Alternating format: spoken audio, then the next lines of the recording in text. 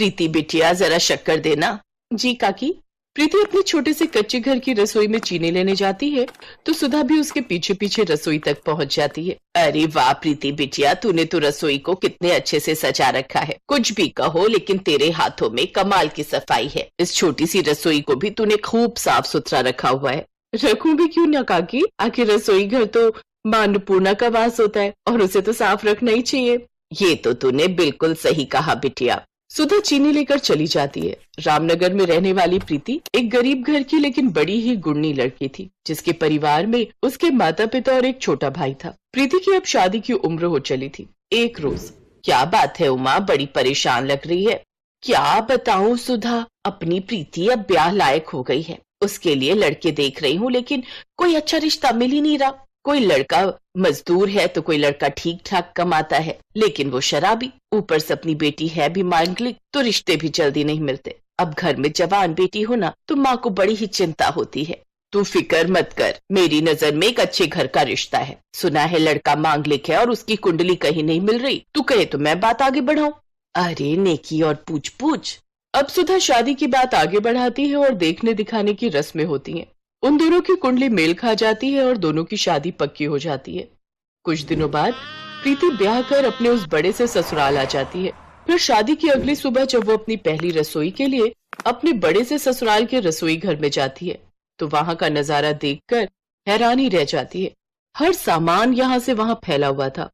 ये क्या, घर इतना बड़ा और रसोई का ऐसा हाल। जिसने पानी पिया वो ग्लास वहीं छोड़ दिया और ये चिप्स के पैकेट डस्टबिन में न डालकर बाहर फेंके हुए हैं। और मसाले के डिब्बे ये कितने गंदे हो रहे हैं, जैसे कई दिनों से इस रसोई की सफाई न हुई हो। तभी उसकी सास रमोला वहां आती है। क्या हुआ बहू, यही सोच रही है ना अपनी पहली रसोई में क्या बनाऊं? एक काम कर, तू सबके लिए मलाई चाप, पराठे और मीठे में मूंग दाल का हलवा बना दे। जी ठीक है माँ।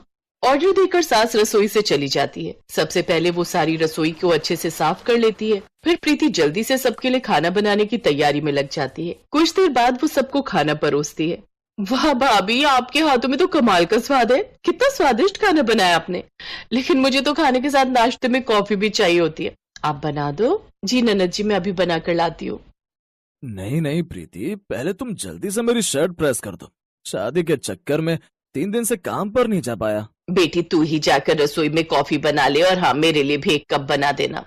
अब प्रीति कपड़े प्रेस करने कमरे में चली गई और ननद जी पहुंच गई रसोई में। लेकिन कॉफी गैस पर चढ़ाकर वो अपना मोबाइल देखने लगी, जिससे कॉफी उबलकर गैस पर गिर गई। फिर वो गैस को उसी हाल में छोड़कर कॉफी लेकर बाहर आ गई। और तो और उसने गैस भी साफ नहीं की। खाना खाने के बाद सबने अपने बर्तन सिंक में डालने की बजाय स्लैब पर ही छोड़ दिए थे। अभी तो मैं रसोई साफ करके गई थी, फिर इसका ये हाल।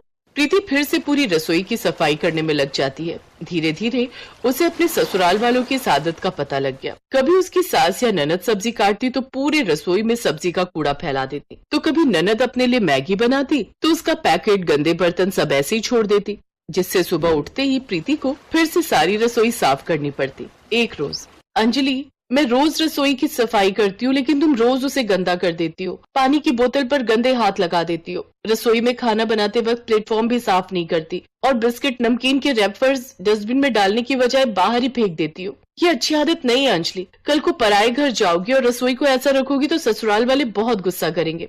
अरे भाभी, आप ना ज्यादा ही सोचती हो। और जब हम सुबह खाना बनाते हैं फिर दिन में और रात में भी, तो हम बार बार रसोई को साफ थोड़ी ना करेंगे। बार बार प्लेटफॉर्म साफ करने से अच्छा है कि पूरा दिन का खाना बनाने के बाद उसे एक बार रात में साफ करें। अब आप चिल करो, ज्यादा मत सोचो। बाय। ना जाने क्या होगा इस लड़की का।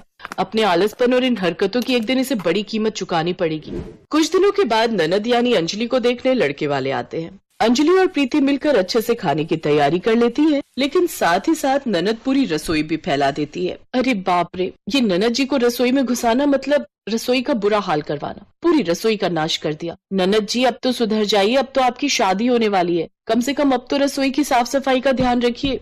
फिर प्रीति खाना बनाने के बाद जल्दी से रसोई की सफाई अच्छे से कर देती है। सब खाना अंजलि बेटी ने अकेले बनाया है। खाना खाने के बाद लड़के की माँ किसी बहाने से रसोई में जाती है, जहाँ की साफ सफाई देखकर ही वो ये रिश्ता पक्का कर लेती है। ऐसी ही तो बहू चाहिए जो खाना बनाने के साथ साथ रसोई भी अच्छे से साफ करके रखे। अंजलि की शादी रोहन से पक्की हो जाती है और फिर ननद पहुंच जाती है अपने ससुराल, जहां पहुंचकर भी वो अपनी आदत से बाज नहीं आती। पहली रसोई में वो खाना बनाकर रसोई का ऐसा हाल कर देती है कि उसकी सास तो डर जाती है। हैं, मेरी रसोई का ऐसा हाल? खैर, हो सकता है नई बहू है इसलिए धीरे धीरे सीख जाएगी। फिर कुछ दिन बाद एक रोज, बहू आ गई तू मंदिर से, मुझे जोरों की भूख लगी है, अब जल्दी से सब्जी रोटी बना दे। जी माँ जी। अंजलि रसोई में जाती है और खाना बनाने लगती है और एक रोटी सब्जी में ही वो सारी रसोई का बुरा हाल कर देती है। कुछ देर बाद उसकी सास लता रसोई में पानी लेने आती है, जहां उसकी नजर कटी हुई सब्जियों के कूड़े पर जाती है जो प्लेटफॉर्म पर ही बिखरा हुआ होता है। साथ ही मसाले के डिब्बे, तेल सब प्लेटफॉर्म पर भी छोड़ देती है और सब्जी बनाते हुए रसोई का ऐसा हाल किया था कि वो रसोई कम और कूड़ा घर ज्यादा लग रहा था। हे भगवान, इससे तो अच्छा होता कि मैं खुद ही खाना बना लेती। ये बहू की सब्जी बनाना कितना महंगा पड़ गया। अगले दिन अंजलि कमरे में बैठकर टीवी देख रही होती है। बहू, कल तेरी दिल्ली वाली मौसी सास आने वाली है, बहुत दिनों से रसोई की सफाई नहीं हुई है, जरा जाकर साफ कर दे। क्या मैं? अब वो माँ जी, बस मैं ये सीरियल खत्म होते ही कर दूंगी। वो आज सस्पेंस खुलने वाला है ना कि बहू ने सास को क्यों मारा सीरियल में। अंजलि अपनी सास को बहाने से वहां से भेज देती है और बड़े मजे से टीवी देखने लगती है। अगले दिन मौसी सास उनके घर आती है। अंजलि अभी भी रसोई की सफाई नहीं करती और खाना बनाने के बाद उसे वैसा ही गंदा छोड़ देती है, जिसे देख वो कहती है, बुरा मत मानना लता बहन, लेकिन एक बात कहूँ, ये तेरी बहू रसोई बिल्कुल भी साफ नहीं रखती। सच कहूँ तो ऐसा हाल देखकर तो मुझे तेरे यहाँ खाने की इच्छा भी नहीं हो रही। रसोई में डस्टबिन में कूड़ा भी कितना भरा हुआ है, जिसकी स्मेल पूरे रसोई से आ रही है। मैं तो यहाँ नहीं रह पाऊंगी, मैं तो चली होटल में रहने। ये देख लता को बड़ी शर्मिंदगी होती है, लेकिन वो घर में कलेश नहीं चाहती थी, इसलिए चुप कर जाती है। बात तो इसकी सही है, जब से ये बहू आई है इसने रसोई को कूड़ा घर ही बना दिया है। फिर अगले दिन, अंजलि, ये मेरी बड़ी इंपॉर्टेंट फाइल है, इसे तुम संभाल कर रख देना, मैं कल ले लूंगा। जी ठीक है। अंजलि हाथ में फाइल लिए रसोई में चली जाती है और सब्जी बनाने लगती है, लेकिन सब्जी बनाते हुए वो फिर से फोन में रील्स बनाने में बिजी हो जाती है और तेल की बोतल प्लेटफॉर्म पर ही छोड़ देती है। अचानक से उसके हाथ से वो तेल की बोतल पलट जाती है और सारा तेल बगल में रखी उस फाइल पर गिर जाता है। ओह नो, ये क्या हो गया? अब रोहन जी को पता चलेगा तो बहुत गुस्सा करेंगे। अगले दिन जब रोहन वो फाइल देखता है तो बहुत गुस्सा करता है। अंजलि, तुम जानती हो कितनी इंपॉर्टेंट फाइल थी वो? तुम ना सच में बड़ी आलसी और लापरवाह, और तो और पूरी रसोई का हाल भी बेहाल कर दिया। मैं जो तुमसे ये हर दूसरे दिन कहता हूँ ना कि मेरा खाना खाने का मन नहीं है, वो इसीलिए क्योंकि इस गंदी रसोई को देखकर मेरी भूख ही मर जाती है। बिल्कुल ठीक कहा तूने। कल इसकी वजह से मेरी बहन ने भी यहाँ रुकने से मना कर दिया। अब वो बेचारी होटल में जाकर रह रही है। अरे बहू, जब हम तुझे देखने आए थे तब तो तेरी रसोई इतनी अच्छी साफ थी कि मैंने रसोई की सफाई को देखते ही तुझे पसंद कर लिया था, लेकिन तू इतनी आलसी और गंदगी फैलाने वाली होगी ये तो मैंने सोचा ही नहीं था। वो रसोई तो मेरी भाभी साफ करके रखती है।